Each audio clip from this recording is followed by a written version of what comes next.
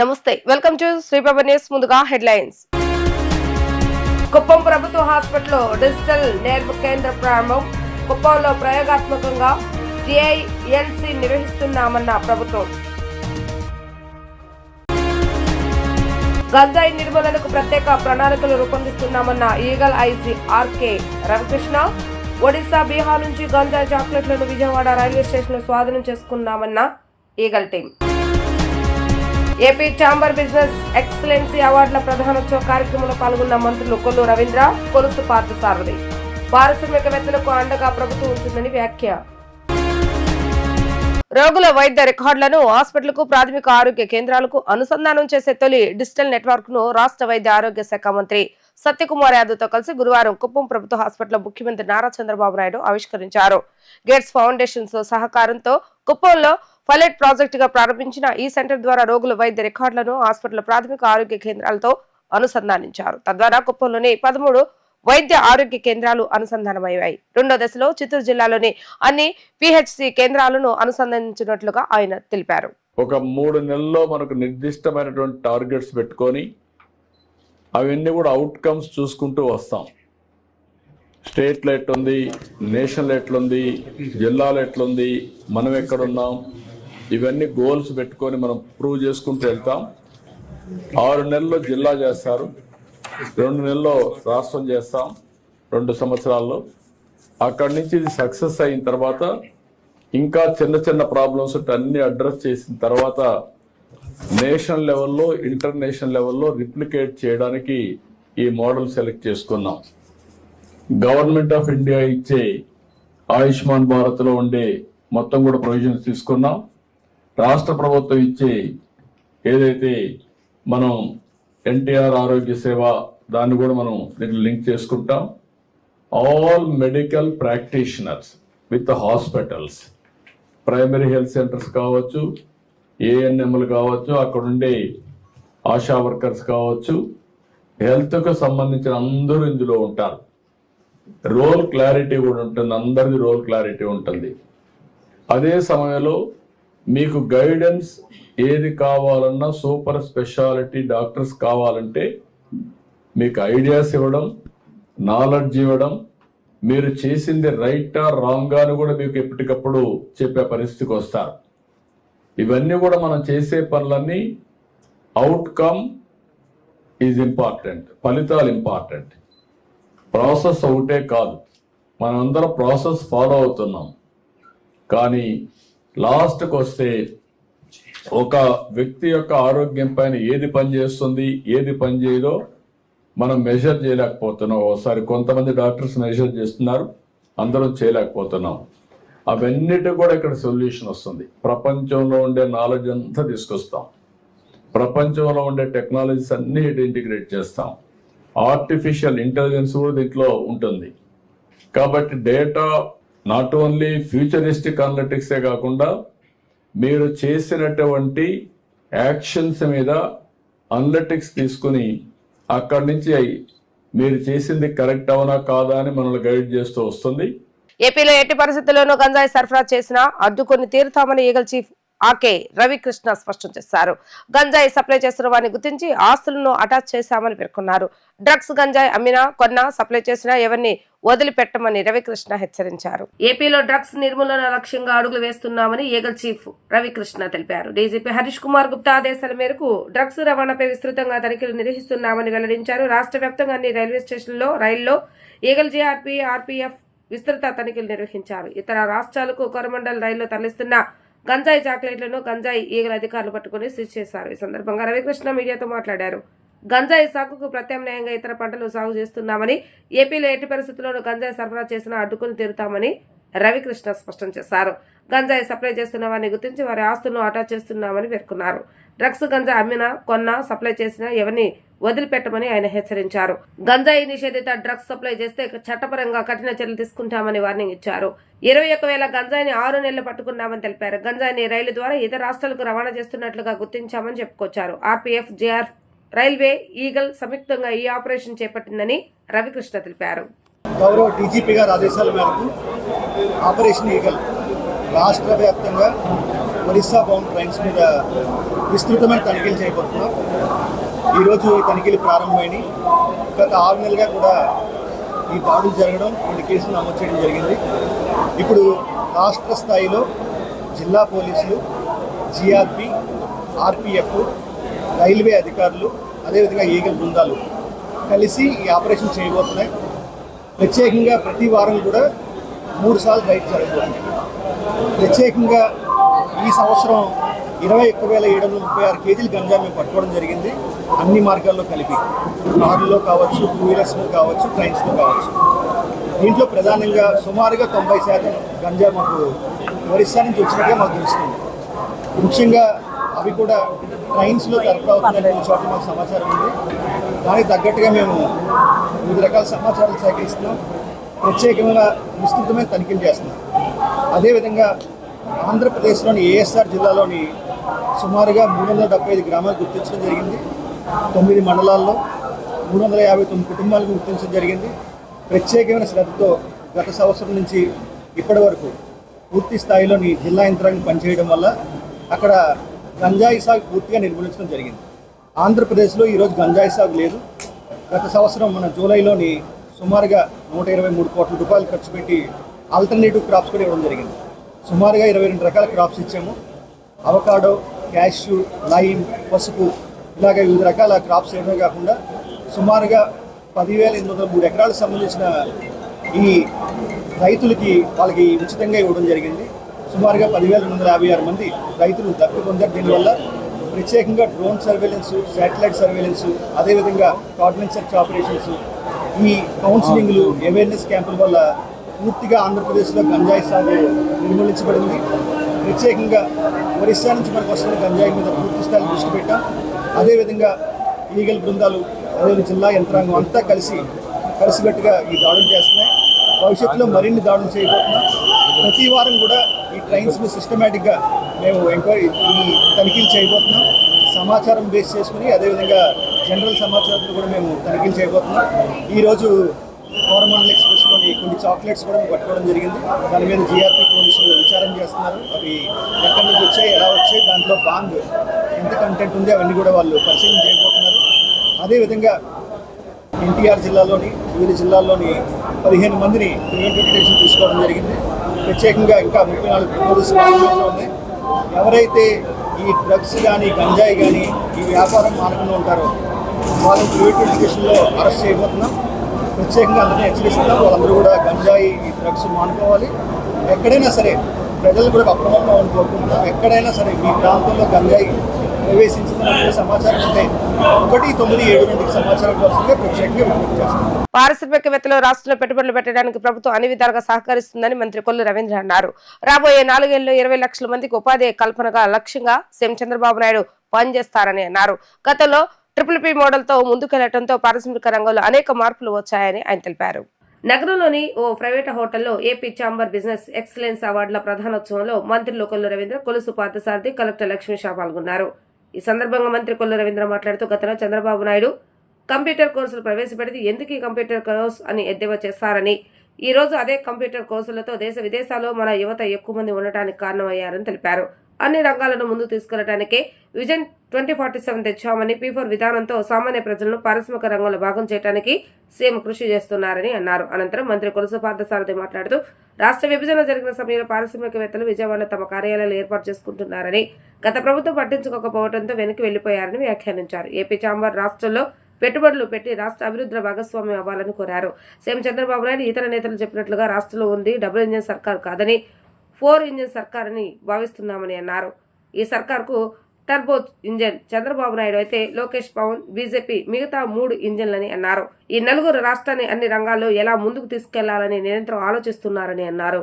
ఇవాళ ప్రభుత్వం తీసుకున్నటువంటి పాలసీస్ని ప్రజలకు అవగాహన కల్పిస్తూ, ప్రజల్ని ఒక చైతన్యం చేస్తూ, వాళ్ళని కూడా యువ పారిశ్రామికత ఏదైతే గౌరవ ముఖ్యమంత్రి చంద్రబాబు నాయుడు గారు ప్రతి కుటుంబం నుంచి ఒక ఎంటర్ప్రెనర్ తయారు కావాలి, ఆ ఎంటర్ప్రెనర్ 10 మందికి ఉపాధి కల్పించాలి.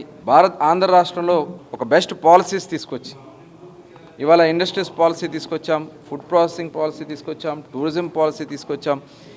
ఇలా చాలా పాలసీస్ తీసుకురావడమే కాకుండా ఏ రాష్ట్రంలో లేనటువంటి బెనిఫిట్స్ కూడా ఇస్తూ ఇవాళ ఎంఎస్ఎంఈ పార్క్స్ ఏర్పాటు చేసే కార్యక్రమాన్ని కానీ కేంద్ర ప్రభుత్వంలో ఉన్నటువంటి పాలసీస్ను కూడా అందుట్లో వచ్చేటటువంటి కొన్ని బెనిఫిట్స్ను కూడా చేరువేస్తూ ముందుకెళ్తున్నటువంటి విధి విధానాల్లో ఏపీ ఛాంబర్స్ది చాలా కీలక పాత్ర ఉంది.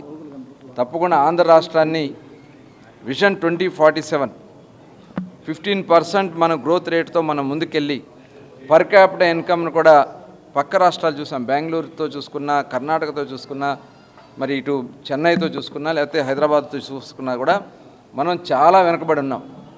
రాష్ట్ర విభజన జరిగిన తర్వాత కొద్దిగా మనం ముందుకెళ్తున్నటువంటి పరిస్థితుల్లో లాస్ట్ 5 yearsలో మరి ఆనాటి వైఎస్ఆర్ ప్రభుత్వంలో పారిశ్రామికవేత్తలందరూ కూడా రాష్ట్రాన్ని వదిలిపెట్టి పారిపోయారు. మొత్తం విధ్వంసం చేశారు. తిరిగి మళ్ళీ నిర్మాణం చేసుకోవాల్సినటువంటి ఆవశ్యకత ఉంది, బాధ్యత ఉంది. దానికోసం అహర్నిశలో కష్టపడుతూ గౌరవ ముఖ్యమంత్రి గారు ఈరోజు క్వాంటమ్ కంప్యూటింగ్ కానీ వరల్డ్లోనే బెస్ట్ ప్రాక్టీసెస్ తీసుకొచ్చి ఆంధ్ర రాష్ట్రాన్ని ఒక పవర్ఫుల్గా చేయడానికి చేసినటువంటి ప్రయత్నాల్లో ఖచ్చితంగా ఏపీ ఛాంబర్స్ సపోర్ట్ ఉంటుందని చెప్పి మనస్ఫూర్తిగా వారిని అభినందిస్తూ ఈ సంవత్సర కాలంలో చూసాం సుపరిపాలన తొలి అడుగు. ఈ రాష్ట్రంలో ఒక ఇండస్ట్రీ పాలసీసే కాకుండా సంక్షేమ కార్యక్రమాలు ఇచ్చినటువంటి హామీలను కూడా నిలబెట్టుకుంటూ ఇవాళ ప్రజల్లోకి వెళ్తున్నాం. మరి ముఖ్యమంత్రి గారు ఒక స్పష్టమైన టార్గెట్స్తో ఏదైతే విజన్ 2047 అన్నారో, విజన్ 2047 ఇప్పుడు 25 yearsకే కాకుండా ఆ విజన్ 2047 సాధించడానికి ప్రతి సంవత్సరం ఏం చేయాలనే దాని మీద ముఖ్యమంత్రి గారు అహర్నిశలు కృషి చేస్తూ మరి యంత్రాంగాన్ని గేరప్ చేస్తాం కానివ్వండి, అదేవిధంగా పబ్లిక్ రిప్రజెంటేటివ్స్ని కూడా దాంట్లో భాగస్వామ్యం చేసి మీ నియోజకవర్గాల్లో మీ జిల్లాలో ఒక విజన్ ప్లాన్ తయారు చేయండి అని చెప్పేసి మరి వారు చాలా బ్రహ్మాండంగా ఆలోచన చేస్తూ ఉన్నారు. మరి ఇప్పటికే దాదాపు 9.5 లక్షల కోట్లు పెట్టుబడులు మన రాష్ట్రానికి ఎంఓయూస్ స్టార్ట్ అయినాయి. ఈ ప్రభుత్వం యొక్క లక్ష్యం 20 లక్షల ఉద్యోగాలు ఈ 5 సంవత్సరాలు కల్పించాలి. ఏదైతే వికసిత్ భారత్లో భాగంగా కానివ్వండి, లేకపోతే 2030కి 90 లక్షల ఉద్యోగాలు కల్పించాలని ఏదైతే కేంద్ర ప్రభుత్వం యొక్క స్టడీస్ ఉన్నాయో దాంట్లో భాగంగా కానివ్వండి, ఈ రాష్ట్రంలో 20 లక్షల ఉద్యోగ అవకాశాలు కల్పించాలి. ప్రతి ఇంటి నుంచి కూడా ఒక పారిశ్రామికవేత్త అంటే కోట్లు పెట్టుబడి కాదు, ప్రతి ఒక్కరికి కూడా ఒక్కొక్క రకమైన స్కిల్స్లో ఎక్స్పర్టైజ్ ఉంటుంది. మీకు ఒక స్కిల్ ఉంటుంది, నాకు ఒక స్కిల్ ఉంటుంది. ఆ స్కిల్స్ని వెలికి తీసి ఆ స్కిల్స్ని మెరుగుపరిచి ఆ స్కిల్స్ని దేశానికి రాష్ట్ర అభివృద్ధికి ఉపయోగపడే విధంగా ఈ రాష్ట్ర ప్రభుత్వం పనిచేస్తుంది. మరి దాంట్లో భాగంగా AP chamber of commerce and federation industry వారు అనేక సూచనలు ప్రభుత్వానికి ఇచ్చి సంవత్సర కాలంలో మంచి పాలసీస్ని ఎవాల్వ్ చేసే విధంగా మరి దేశంలోనే మంచి పాలసీస్ ఇక్కడ ఉన్నాయి కాబట్టి ప్రతి ఇన్వెస్టర్కి కూడా ఏపీ ఒక డెస్టినేషన్గా మారింది.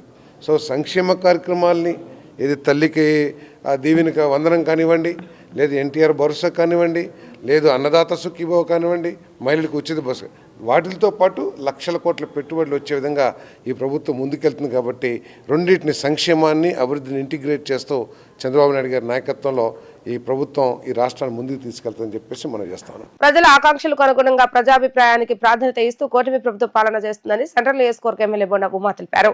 ప్రజాశ్రేయస్సు కూటమి ప్రభుత్వ లక్ష్యమని ఆయన స్పష్టం చేశారు. కులాలు మతాలు పార్టీలకు అతీతంగా అర్హత ఉన్న ప్రతి లబ్ధిదానికి సంక్షేమ ఫలాలను అందజేయడం టీడీపీ ప్రభుత్వానికి సాధ్యమని అన్నారు. విద్యుత్ బిల్లులపై ప్రజలు తెలుపుతున్న సమస్యలను ప్రభుత్వం దృష్టికి తీసుకువెళ్లి బిల్లులు సక్రమంగా తక్కువగా వచ్చేలాగా చర్యలు చేపడతారని తెలిపారు. విజయవాడ సెంట్రల్ నియోజకవర్గం 64వ డివిజన్ కంట్రికా ట్రాన్స్ఫార్మర్ రోడ్ ప్రాంతం 61వ డివిజన్ శాంతినగర్ శారదా స్కూల్ ఎదురుగా ఉన్న వీధులలో సుపరిపాలనకు తొలి అడుగు కార్యక్రమాన్ని నిర్వహించారు. ఈ కార్యక్రమంలో ప్రభుత్వ whip central MLA Bonda Umamaheswara పాల్గొని ఇంటింటికి వెళ్లి ప్రజా సమస్యలను తెలుసుకున్నారు. ప్రభుత్వ పాలనపై ప్రజల స్పందనను మై టీడీపీ యాప్లో నమోదు చేశారు. ప్రజల సమస్యలను తక్షణమే అధికారుల దృష్టికి తీసుకువెళ్లి ఆ సమస్యలను వేగవంతంగా పరిష్కరించి చర్యలు చేపట్టారు. ఏడాది కాలంలో టీడీపీ కూటమి ప్రభుత్వం చేసిన సంక్షేమ పథకాలను కరపత్రాల రూపంలో ప్రజలకు వివరించారు. ఈ సందర్భంగా ఎమ్మెల్యే మాట్లాడుతూ నియోజకవర్గంలోని 21 డివిజన్లో 261 పోలింగ్ బూతుల పరిధిలో సుమారు 2.80 లక్షల ఓటర్లను కలుస్తున్నట్లుగా తెలిపారు. అన్ని డివిజన్లో ఈ కార్యక్రమం సజావుగా సాగుతుందని చెప్పారు. ప్రజలు తమ పరిపాలన పట్ల సంతృప్తిని వ్యక్తం చేస్తున్నారన్నారు. ప్రజల ఆశల మేరకే తాము పనిచేస్తున్నట్లుగా స్పష్టం చేశారు. అధికారంలోకి వచ్చిన మొదటి రోజు నుంచే సంక్షేమ పథకాలు అందిస్తున్న ప్రభుత్వమని అన్నారు. సూపర్ 6 హామీలలో భాగంగా త్వరలోనే మహిళలకు ఉచిత ప్రయాణం వంటి పథకాలు అమల్లోకి తెస్తామని పేర్కొన్నారు. స్థానికంగా విద్యుత్ బిల్లులపై వచ్చిన ఫిర్యాదులను సంబంధిత అధికారుల దృష్టికి తీసుకెళ్లి పరిష్కరిస్తామని అన్నారు. 240 కోట్ల రూపాయల విలువైన అభివృద్ధి కార్యక్రమాలు నియోజకవర్గంలో చేపట్టామని, కులాలకు మతాలకు పార్టీలకు అతీతంగా అర్హులైన ప్రతి ఒక్కరికి సంక్షేమ పథకాలు అందజేస్తున్నామని చెప్పారు. 64వ డివిజన్ టీడీపీ అధ్యక్షుడు రవికుమార్ మాట్లాడుతూ సుపరిపాలన తొలి అడుగు కార్యక్రమంలో ప్రతి ప్రజా సమస్యను తెలుసుకుని సమస్యల పరిష్కారానికి ఎమ్మెల్యే బోండా ఉమా సహకారంతో చర్యలు చేపడుతున్నామని వివరించారు. సెంట్రల్ నియోజకవర్గంలో గడప గడపకి గత సంవత్సర పరిపాలన మీద మా ముఖ్యమంత్రి చంద్రబాబు నాయుడు గారి ఆదేశాల మేరకు మా శ్రేణులన్నీ మొత్తం 21 డివిజన్లో 267 పోలింగ్ స్టేషన్ల పరిధిలో మొత్తం 2,80,000 మంది ప్రజల్ని కలిసి వాళ్ళ సమస్యలు, వాళ్ళ సంక్షేమం ఎలా అందుతూ ఉంది, అభివృద్ధి పనుల మీద వాళ్ళ అభిప్రాయం, ఏమైనా కంప్లైంట్స్ ఉన్నాయనేది తెలుసుకోవడానికి ప్రతి గడపకి కూడా వెళ్తాం జరుగుతోంది. ఈరోజు 64వ డివిజన్లో డివిజను పార్టీ అధ్యక్షుడు రవికుమార్ కానీ, ప్రధాన కార్యదర్శి బాబు కానీ, అలాగే మిగిలినటువంటి నాయకులు కానీ అందరం కూడా ఇంటింటికి తిరుగుతూ ఉన్నాం. అన్ని డివిజన్లు ఈ కార్యక్రమం కొనసాగుతూ ఉంది. ఎక్కడికి వెళ్ళినా ప్రజలు సంతోషం వ్యక్తం చేస్తూ ఉన్నారు. ఏ ఆశలతో అయితే ఈ ప్రభుత్వానికి తెలుగుదేశం పార్టీకి ఎమ్మెల్యేగా నాకు, పార్లమెంట్ సభ్యులుగా కేశినేని శివనాథ్ చిన్నికి ఓట్లేసి గెలిపించామో ఆ ఆశలకు అనుగుణంగా ఇవాళ ప్రభుత్వం పనిచేస్తుందని సంతోషం వ్యక్తం చేస్తూ ఉన్నారు. తెలుగుదేశం పార్టీగా ఎన్నికల ముందు ఏం చెప్పామో వాళ్ళకి 3,000 పెన్షను 4,000 చేస్తామని చెప్పాం. అధికారంలోకి వచ్చిన మొదటి నెలలోనే 3,000ది 4,000 చేసాం. గ్యాస్ బండ్లు ఇస్తామని చెప్పాం, గ్యాస్ బండ్లు కూడా 3 గ్యాస్ బండ్లు ఇస్తున్నాం. అన్నా క్యాంటీన్లు ఓపెన్ చేస్తామని చెప్పాం, అన్నా క్యాంటీన్లు ఓపెన్ చేసాం. ఎంతమంది పిల్లలు ఉంటే అంతమందికి 13,000 ఇస్తామని చెప్పాం. ఇవాళ తల్లికి వందనం పేరు మీద అది కూడా ఇస్తున్నాం. త్వరలోనే శ్రీనిధి పేరు మీద ప్రతి చెల్లెమ్మకి 18,000 రూపాయలు, నిరుద్యోగ భృతి 3,000, అలాగే ఉచిత బస్సు ఆగస్టు 15వ తారీఖు నుంచి కూడా చేయబోతూ ఉన్నాం. కొంత చిన్న చిన్న ఇబ్బందులు, గత ప్రభుత్వం చేసినటువంటి తప్పిదాలు ఇంకా ప్రజల మీద వెంటాడుతూ ఉన్నాయి. కరెంటు బిల్లులు 300, 400 ఎక్కువ వస్తున్నాయని బాధపడుతూ ఉన్నారు. ముఖ్యంగా ఈ 64వ డివిజన్లో కండ్రికలో వాళ్ళందరికీ కూడా ఆ కంప్లైంట్లు తెలుసుకున్నాం. ఆ కంప్లైంట్ల మీద ప్రభుత్వానికి, అధికారులకి తెలియజేస్తాం. ఖచ్చితంగా కరెంటు బిల్లులు కూడా అధికంగా రాకుండా చూసుకునే బాధ్యత కూడా మేమే తీసుకుంటామని తెలియజేస్తూ ఉన్నాం. గత సంవత్సర కాలంలో 240 కోట్ల రూపాయలు ఖర్చు పెట్టి అభివృద్ధి పనుల్ని పూర్తి చేసాం. సంక్షేమ పథకాలు ప్రతి ఇంటికి పారదర్శకంగా ఇచ్చాం. సుపరిపాలన తొలి అడుగులో భాగంగా ఎమ్మెల్యే బోండా ఉమామహేశ్వరరావు గారు, ప్రభుత్వ విప్పు గౌరవనీయులు ఉమామహేశ్వరరావు గారు 64వ డివిజన్కి విచ్చేయడం జరిగింది. ట్రాన్స్ఫరం సెంటర్ నుంచి సాయిబాబా గుడి వరకు పాదయాత్ర చేసుకుంటూ 4 బూతులు, మొత్తం 4 బూతులను కవర్ చేసుకుంటూ అడుగడుగున ప్రజలు నీరాజనం పట్టారు. ఆయనకి ప్రభుత్వం పథకాలు కానీ ప్రతి విషయంలో కూడా ఈ సంవత్సర కాలంలో ప్రభుత్వం చేసిన ప్రతి కార్యక్రమానికి ప్రజలు స్పందించారు. చిన్న చిన్న ఇష్యూస్, కరెంటు బిల్లుల విషయం కానీ ఏమైనా కానీ ఎమ్మెల్యే గారి దృష్టికి తీసుకువెళ్ళారు. దాని మీద మాట్లాడుతూ ఎమ్మెల్యే గారు సమస్యలను పరిష్కరిస్తామని చెప్పారు. అలాగే ఇప్పటికీ ఈ 2 రోజుల్లో భాగంగా 64వ డివిజన్లో 4,500 గడప ఉంటే రెండో రోజుకి 500 గడప, 11 బూతుల్లో 500 గడప door to door campaigning 11 booth ఇన్ఛార్జీలు, క్లస్టర్ ఇన్ఛార్జీలు, యూనిట్ ఇన్ఛార్జీలు పాల్గొని ఇది ఇప్పటికే 500 గడపని కంప్లీట్ చేయడం. రెండో రోజు ఈవినింగ్ కల్లా ఈరోజు సాయంత్రానికి 500 గడపలు కంప్లీట్ చేయడం జరిగింది. అందరికీ ధన్యవాదాలు.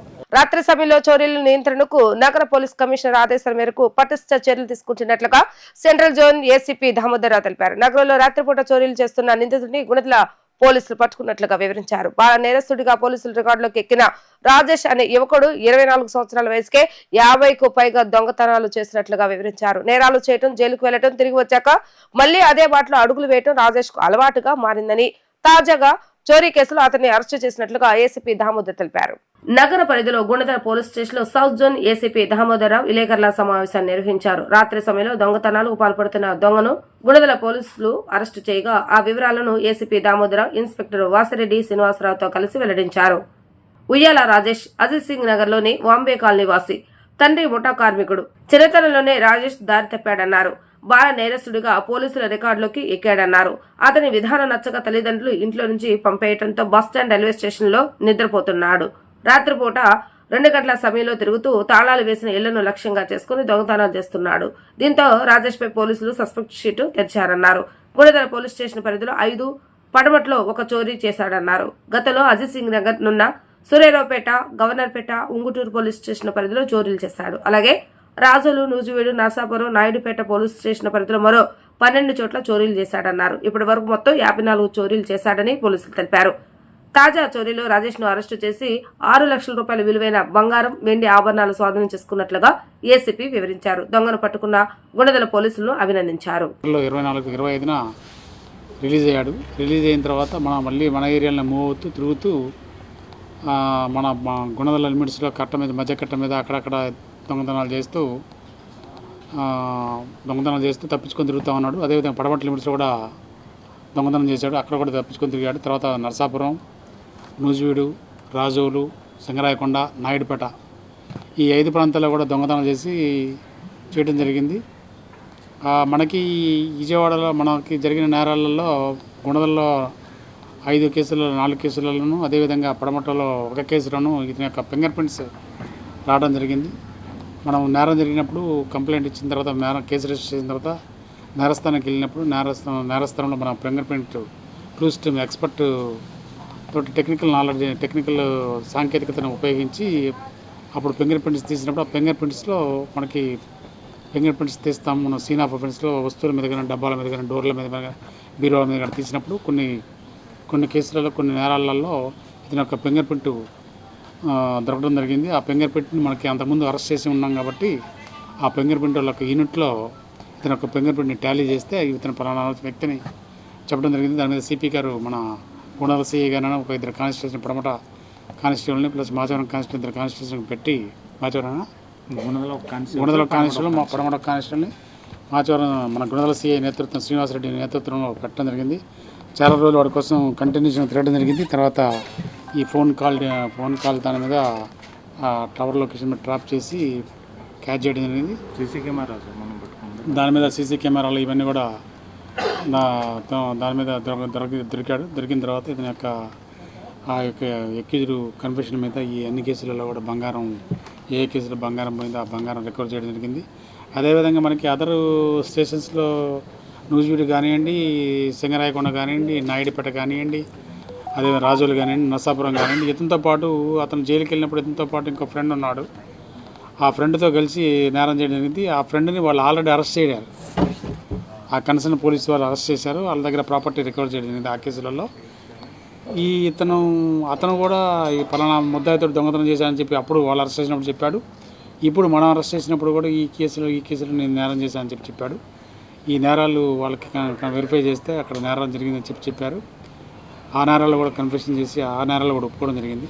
ఇప్పుడు మేము వాళ్ళకి కన్సర్న్ పోలీసు వారికి రేడియో మెసేజ్ ద్వారా వాళ్ళకి తెలియజేస్తే అతని తర్వాత వాళ్ళు పీటీ వారెంట్ పెట్టుకొని తీసుకెళ్తారు. మన కేసులో మాత్రం పడమట కేసులో కూడా పీటీ వారెంట్ మీద పెట్టడం జరుగుతుంది. ఇప్పుడు మన గుణదల కేసులో మాత్రం రిమాండ్ చేస్తాము. అయితే ఒక కేసు మనకి గుణదల్లో రామ్మోహన్ అని పేరు, అతను తమిళనాడు, అతను ఎప్పుడో వచ్చి అక్కడ మధ్యకట్ట ఒక ఇల్లు కొనుక్కుని ఆ ఇంట్లో ఉంటూ పాపం డబ్బు సంపాదించుకొని జాగ్రత్త బీరోలో పెట్టుకొని అన్ని డబ్బు దాచుకున్నాడు క్యాష్. ఆ క్యాష్ని ఈడని ఇంకొక అతను ఇద్దరు కలిసి చేయడం జరిగింది. ఆ క్యాష్ ఖర్చు పెట్టుకున్నారు. దాంట్లో పెద్దగా అప్పుడు ఏ1 వాడు A2ని అరెస్ట్ చేయడం జరిగింది. అప్పుడు 3 లక్షల క్యాష్ ఏమో రికవర్ అయింది. అతన్ని అరెస్ట్ చేసాం. ఈడికి వచ్చిన క్యాష్ కూడా ఇదంతా ఖర్చు పెట్టేసుకున్నాడు. ఇంటి దగ్గర ఏం రికవరీ కాలేదు. కొద్దిగా గొప్ప గోల్డ్ అయితే గోల్డ్ రికవర్ చేసాం. ఈ కేసులో ముద్దాన్ని అరెస్ట్ చేసి రిమాండ్ చేస్తున్నాం. ఉద్యోగుల సమస్యల పరిష్కారానికి రాష్ట్ర ప్రభుత్వం తక్షణమే కార్యాచరణ ప్రకటించాలని AP NGO JAC chairman Alapati Vidyasagar విజ్ఞప్తి చేశారు. ఉద్యోగ ఉపాధ్యాయ కార్మిక పెన్షనర్ల ఐక్య కార్యాచరణ సమితి జేఏసీ నూతన చైర్మన్ గా విద్యాసాగర్, డిప్యూటీ సెక్రటరీ జనరల్ గా డివి రమణ ఏకగ్రీవంగా ఎన్నికయ్యారు. వీరిని ఏపీ ఎన్జీఓ నాయకులు ఘనంగా సత్కరించారు. విజయవాడలోని ఎన్జీఓ హోంలో మీడియా సమావేశంలో జేఏసీ చైర్మన్ విద్యాసాగర్ మాట్లాడుతూ ఈ పదవిని అలంకారంగా కాకుండా బాధ్యతగా భావిస్తున్నానని అన్నారు. గత ప్రభుత్వంలో ప్రభుత్వ ఉద్యోగులు తీవ్రంగా నష్టపోవడం వల్లే ఎన్నికల్లో నూతన ప్రభుత్వానికి మద్దతు పలికామని అన్నారు. గత ప్రభుత్వం ఉద్యోగులకు 27,000 కోట్ల బకాయిలు పెట్టిందని, సంవత్సర కాలంలో ఈ ప్రభుత్వం 7,500 కోట్ల ఉద్యోగులకు చెల్లించిందని పేర్కొన్నారు. ఇప్పటికీ 3 డిఏలు ప్రభుత్వం నుంచి బకాయి ఉండగా జూలైలో 4వ డిఏ ప్రకటించాల్సి ఉందని అన్నారు. కేవలం వైద్య, ఉపాధ్యాయ రంగాల్లో ఉన్న పోస్టులు మాత్రమే భర్తీ చేస్తున్నారని తెలిపారు. పీఆర్సీ కమిషనర్ నియామకం, డిఏల మంజూరు, సరెండర్ లీవ్ల చెల్లింపు, పెన్షనర్లకు గత ప్రభుత్వం చేసిన నష్టాన్ని భర్తీ చేస్తూ క్వాంటమ్ పెన్షన్ విధానంలో మార్పులు, ఉద్యోగుల ఆరోగ్య సేవల కోసం ఉద్యోగుల నుంచి సేకరిస్తున్న నిధులను నేరుగా హాస్పిటల్ ఖాతాకు జమ చేసే విధంగా ప్రభుత్వం చర్యలు తీసుకోవాలని కోరారు. టైం ఇచ్చాం, ఇప్పుడు 3 డిఏలు అయిపోయింది. 1 జూలై ఏదైతే మొన్న 1 జూలై ఉందో 1 జూలై నుంచి 4వ డిఏ. అందుకని ఉద్యోగుల్లో ఉన్న ఒక ఇదేంటంటే 4 డిఏలు పెండింగ్ ఉన్నా మనం ఇలాగ ఉంటే 5వ డిఏ వస్తుంది, 5వ డిఏ తర్వాత 6వ డిఏ వస్తుంది. అందుకని ఎక్కడో చోట ఈ ప్రహసనానికి ఫుల్ స్టాప్ చెప్పాల్సిన పరిస్థితి, ఎక్కడో చోట దీన్ని ముందుకు తీసుకెళ్లాల్సిన పరిస్థితి ఉందని చెప్పి రాష్ట్ర ప్రభుత్వాన్ని 4 డిఏలు పెండింగ్ ఉన్నాయి, డిఏల మీద మీరు ఇవ్వాలని అడుగుతున్నాం.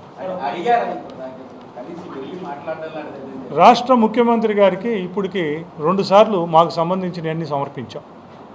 డిఏల మీద కూడా ఆ రోజు 3 డిఏలు ఉంటే 3 డిఏలని 1 డిఏ ఇవ్వమని చెప్పాం. చీఫ్ సెక్రటరీ గారికి 2 సార్లు రాష్ట్ర జేఏసీ నాయకత్వం అంతా వెళ్ళి చీఫ్ సెక్రటరీ గారికి పిఆర్సీ కమిటీ, బకాయిలు విడుదల, అలాగే డిఏల మీదకు సంబంధించిన డిఏల విడుదల గురించి చీఫ్ సెక్రటరీ గారికి మాట్లాడాం. పదవీ విరమణ చేసిన ఉద్యోగులకి, ఉపాధ్యాయులకి ఇవాళ వరకు మళ్ళీ గ్రాట్యుటీ కానీ కమ్యూటేషన్ ఒక పెన్షన్ ఒకటే ఇస్తున్నారు. వారికి సంబంధించిన పెన్షనరీ బెనిఫిట్స్ కానీ సరెండర్ లీవ్ కానీ ఇంకోటి కానీ ఇవ్వట్లేదు. గత సంవత్సర కాలం కాదు, అంతకుముందు నుంచి కూడా ఇవ్వాలా. మొన్న కొంత క్లియర్ చేశారు, మళ్ళీ ఇక్కడ ఉన్నాయి. మేము ఇదంతా ఇందాక మీరు అడిగారు, ఇవన్నీ ముఖ్యమంత్రి గారి దృష్టికి తీసుకెళ్లారా? ఇవన్నీ మేము ముఖ్యమంత్రి గారి దృష్టికి తీసుకువెళ్ళినాకే ఆ 7,500 కోట్ల రూపాయలని బకాయిల్ని కొట్టి ఏపీజీఎల్ఐ జీపీఎఫ్లను 0 స్టేజ్కి తీసుకొచ్చారన్న విషయాన్ని తెలియజేస్తున్నాం. అలాగే గత ప్రభుత్వం మా ఉద్యోగుల మీద, ఉపాధ్యాయుల మీద, సిపిఎస్ ఉద్యోగుల మీద 3,500 కేసుల్ని ఇచ్చేయం జరిగింది. ఇక్కడ మా మీద కూడా బీఆర్టీసీకి సంబంధించి కేసు, మిగిలిన ధర్నాలకు సంబంధించిన కేసులు ఉన్నాయి. ఈ కేసులన్నింటినీ కూడా రాష్ట్ర ప్రభుత్వం దృష్టికి తీసుకెళ్ళాం. రాష్ట్ర ప్రభుత్వం ముఖ్యమంత్రి గారు దానికి సంబంధించిన ఇది కూడా జారీ చేశారు. డీజీపీ గారికి మాకు సంబంధించిన మొత్తం లిస్ట్ అంతా ఇచ్చాం.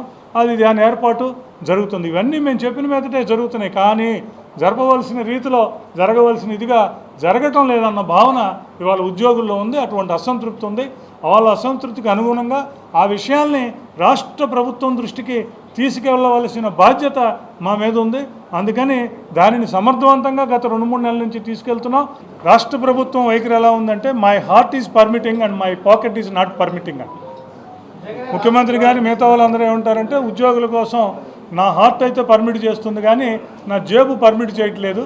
ఇప్పుడు మేము వచ్చాము, 27,000 కోట్లు పెండింగ్ పెట్టారు. మేము 7,500 కోట్లు ఉద్యోగుల కోసం కొట్టాము. కేసులన్నీ ఎత్తివేస్తున్నాము.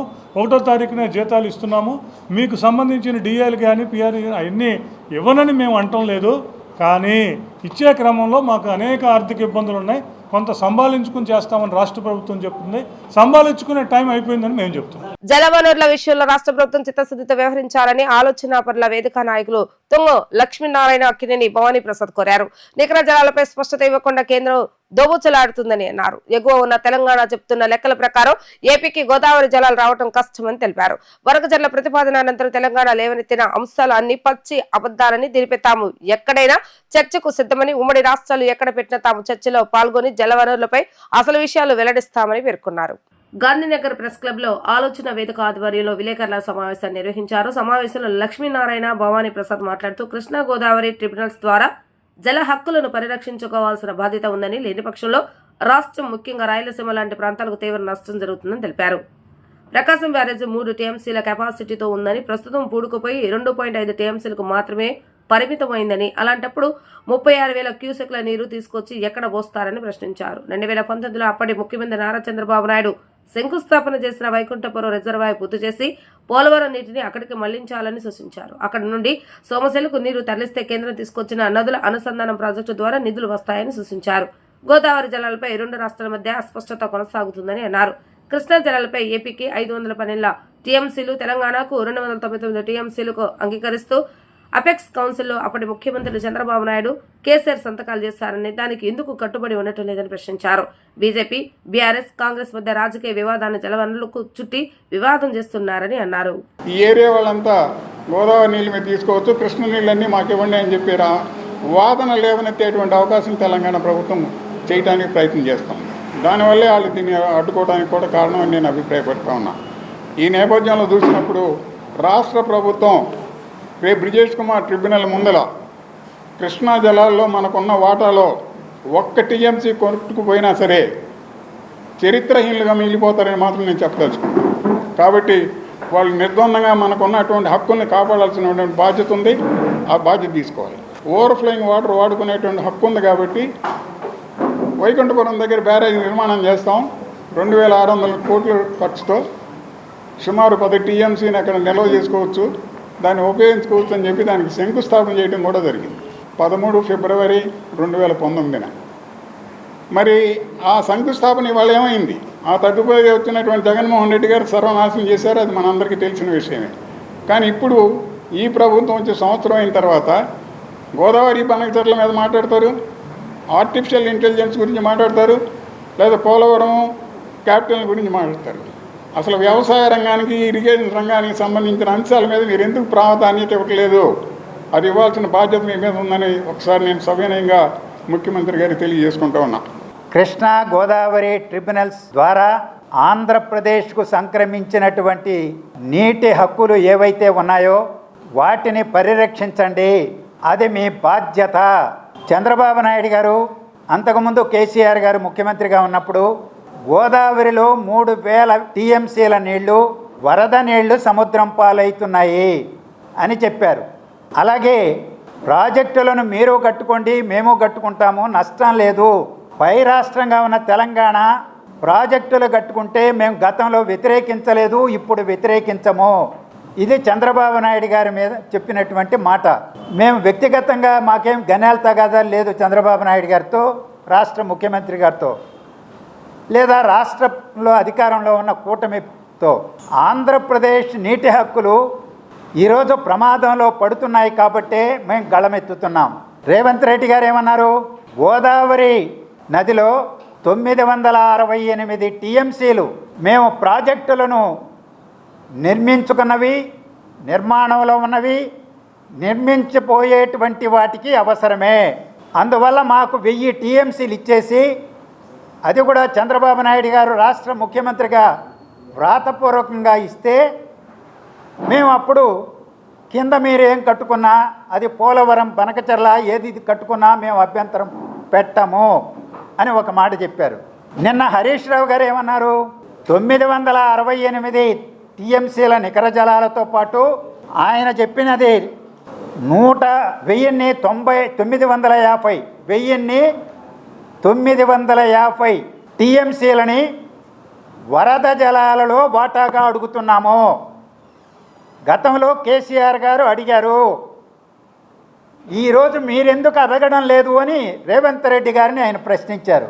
విద్యుత్ ఉద్యోగుల కార్మికుల సమస్యలు పరిష్కరించాలని డిమాండ్ చేస్తూ ఈ నెల 21వ తేదీన చలో విజయవాడ కార్యక్రమాన్ని నిర్వహిస్తున్నట్లుగా విద్యుత్ రంగంలో ఏఐటీయూసీ అనుబంధ సంఘాల నాయకులు తెలిపారు. రావర్పాట్ రింగ్ గురించి విద్యుత్ సౌద వరకు 21వ తేదీన భారీ ర్యాలీ ఉంటుందని తెలిపారు. విద్యుత్ రంగంలోని ఏఐటీసీ అనుబంధ సంఘాల నాయకులు బి రామలింగారెడ్డి, మల్లికార్జున్ రెడ్డి, ఎం బాలకాశి తదితరులు గాంధీనగర్ ప్రెస్ క్లబ్ లో విలేకరుల సమావేశాన్ని నిర్వహించారు. ఈ సందర్భంగా ఆ నాయకులు మాట్లాడుతూ విద్యుత్ రంగంలో పనిచేస్తున్న ఉద్యోగులు, కార్మికులు అనేక సమస్యలతో ఇబ్బంది పడుతున్నారని ఆవేదన వ్యక్తం చేశారు. సంవత్సరాలు గడుస్తున్న సమస్యలు పరిష్కరించడంలో అధికార యంత్రాంగం పూర్తిగా వైఫల్యమైందని అన్నారు.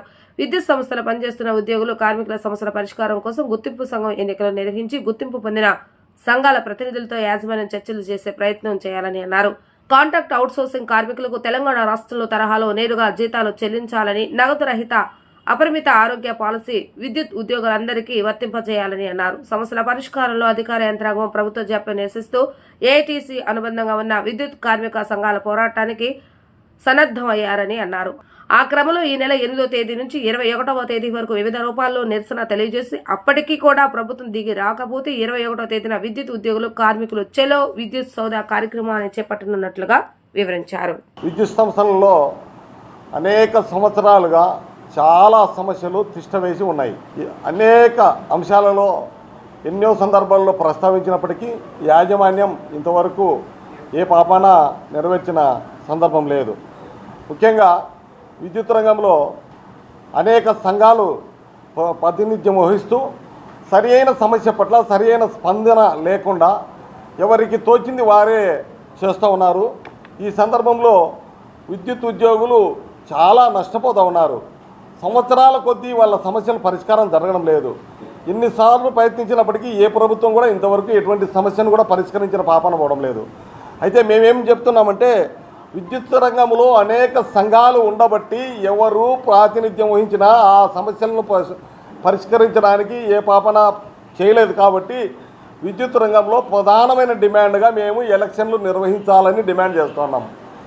ఎలక్షన్ నిర్వహిస్తే వన్ యూనియన్ వన్ ఇండస్ట్రీ అనే విధానం ఉండాలి.